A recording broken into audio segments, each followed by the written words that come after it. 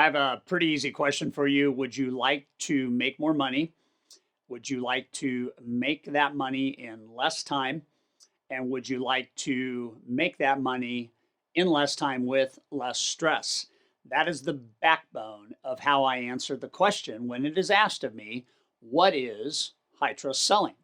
So I thought what I would do is just kind of unpack 9 things for you in this video to have you really understand what high trust selling is, why I created it, and how it will benefit you and your clients.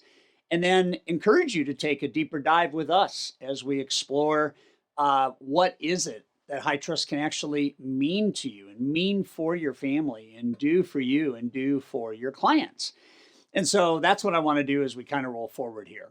So I think the very first thing when people ask me, and I've been asked about 60 times in the last week, because I've been doing some podcasts and everything about what is high trust selling. And the way I answer it is a operating system designed to connect people at a deeper emotional core to allow their relationship to thrive in the highest of trust environment. That's what high trust selling is. It's an operating system, right?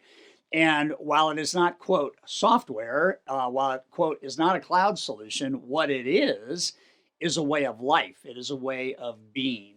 The other thing that I think is important to understand about high trust selling is it's a forced filter for you to make a decision on what matters most.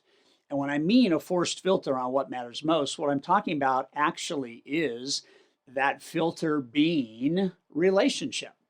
And so early on in my career, you may have heard me talk about this, but I got asked a really important question to which I did not know the answer. And my mentor asked me, what would you rather focus on, getting loans or getting realtors? And I said to him, I said, getting loans. And he looked at me and he said, wrong answer. And I said, what do you mean? And he said, no, you need to get realtors. You're not going to go get loans.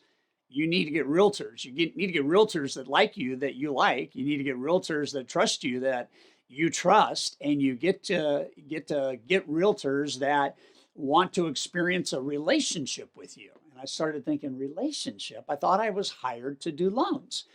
And so when John looked at me and he said, here's how important this is. He said, transactions will make you a living. Relationships will make you a fortune. I have trusted that since the age of 23, graduating from college all the way to this morning when I had a call with a CEO. Bottom line is relationships. Relationships matter more than anything.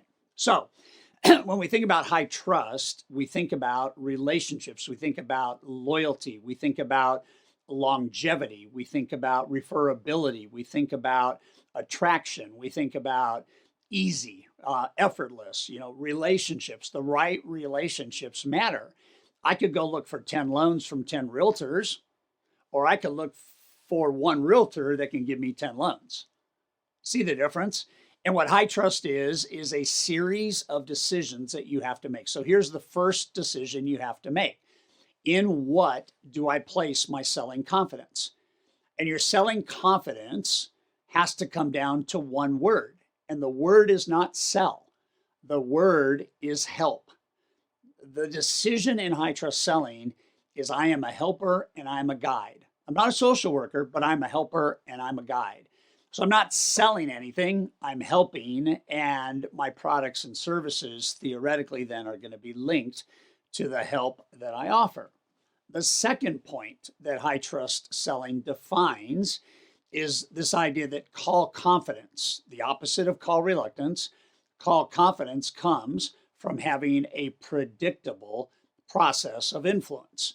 From the very moment I wake up to the very moment I go to sleep, when I am engaging relationship with people, I have confidence because I know what to do in those relationships. I know the way to grow them. I know the way to relate to them. I know the way to solve for them. I know the way to investigate with them. I know the way to dream with them. I know all of that, right?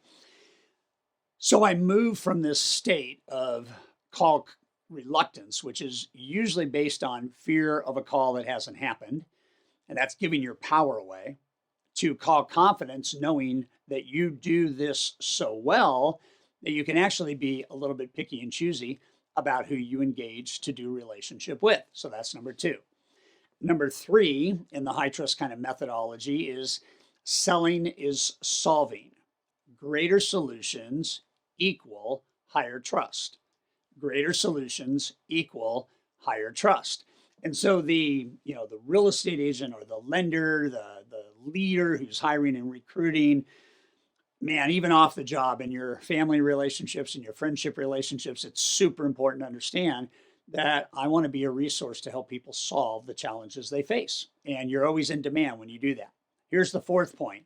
There's two ways for you to get more business. One is to get new clients, more clients, and go deeper with the clients you have. So there's a lot of people that have relationship that produces business, but they haven't gone deep in the high trust interview. They haven't gone deep in learning the emotions and the dreams and the core values that people have. They haven't decided yet to really risk things and get a little bit more vulnerable and get a little bit more relatable, right? And some flat out have the wrong people. We have people that fire their business partners after learning high trust, and we have people that go out and get new ones. Somewhere in between is the magic formula, but you need a number of partners that can produce a constant flow of buyer referrals. And to be able to do that is to go deeper with the people you have and ultimately go from more people with fewer business to less people with more business. The fifth thing is high trust selling is defined as a sales cycle where the relationship is more important than the transaction. And what this means is it means that I have to be aware that if I'm trying to do business with people, they're going to have options. A borrower will have lending options. A realtor will have lender options. A real estate agent will have options as well. And so what I want to do is I want to really understand that it may not be an immediate yes if I'm targeting the right way and trying to go out and do business, but it doesn't mean that there's a permanent no. If I don't get an immediate yes and I don't get a permanent no, then it's about value. And the idea of value is to have a long-term perspective. My number one agent that I did business with for almost 8 years took 18 months before we started doing business together. And I just had to keep, producing value for her, which leads really to this idea that it's never a matter of if, it's only a matter of when somebody will choose. And what I want to do is I want to create a business that is about value. So the sixth idea is create business that adds value, okay? And you're going to deploy the strategy of giving before you ask to receive. And the most powerful way is a lender can actually bring a seller or buyer referral to an agent as a way to show economic and emotional value. And when you get into solving and doing business the right way, this is how life ends up working, is that I'm going to give and I'm going to give and I'm going to give and then I'm going to get. And that's going to be the relationship. And I want to be in a relationship where I'm excited to give, which leads to number 7, the highest degree of influence you and I would ever experience is when somebody we want to do business with reciprocates to our offer and to our value. It's called the law of reciprocity. People feel that when you give and give and give and give, then there is a moment in time where they feel obligated and they have a desire to give back, right? To reciprocate. Number 7 is the highest form of influence that you will have is when you have people that realize that without you, they will not get the value that they would get with you. And that leads to this 8th idea, which is called brand lock-in. And brand lock-in is simply the idea that if I give you enough intellectual value, emotional value, economic value, you will refer me like you have never referred. You will commit to me like you've never committed. And you'll go out of your way to tell people that I'm the best and that I must use you. And then it's up to me to earn the right to take that to the finish line. So just a quick 10-minute overview of why high trust selling works. What is the methodology behind high trust selling? I promise you this, the higher the trust, the more successful